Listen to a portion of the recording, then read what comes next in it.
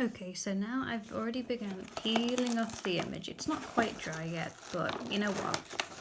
I'm just going to go for it. So what I want to get out of this is mostly texture, some interesting abstract directions. Just using it as the base layer for a future painting. Now, as you can see, we have a lot of white left over, and you can peel this off using your finger and just rolling it, but you'll still notice that there's still some underneath.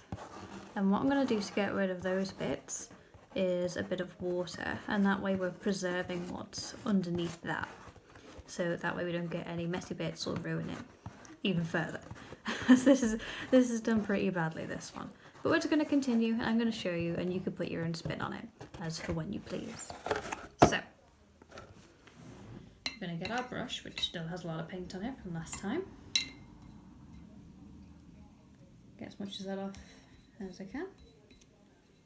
And just lightly, you're just going to wet it.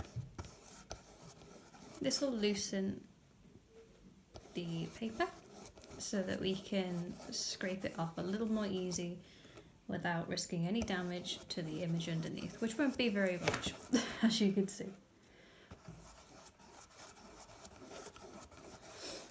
And you may have to keep topping up the water on this, depending on how successful you were in peeling off the paper. But just see what works for you.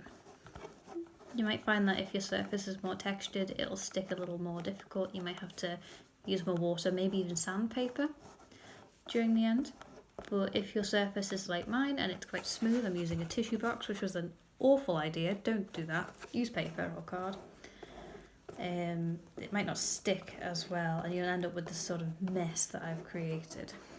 It's much better when you're using paper on paper instead of paper on shiny card. And just keep doing that until you see a little more pigment come through. See here, you can see the black coming through. And as the water dries, you can start to see the image. You can see Master Chief's little helmet popping through there. So he is there.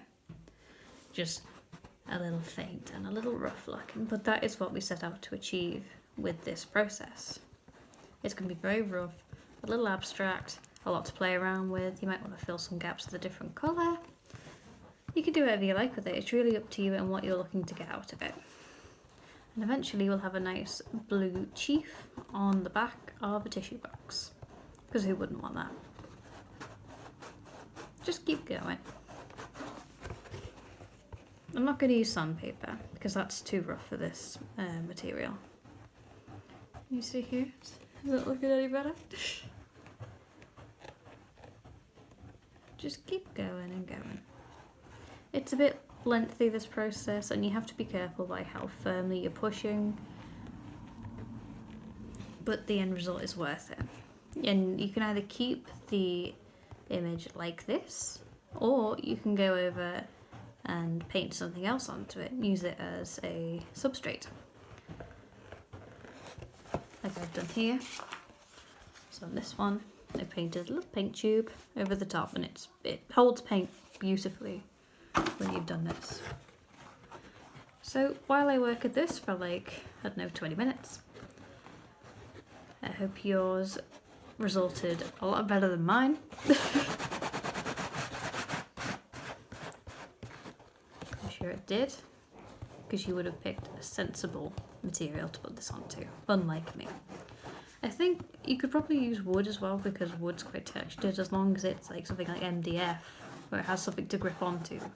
Whereas a shiny tissue box like this doesn't really have any grip. There's nothing for the paint to really hold on to. So it peels off quite quickly, and you get this sort of messy effect. If you're into that, by all means. But yeah, this is the result so far. I hope you got something out of this. I haven't.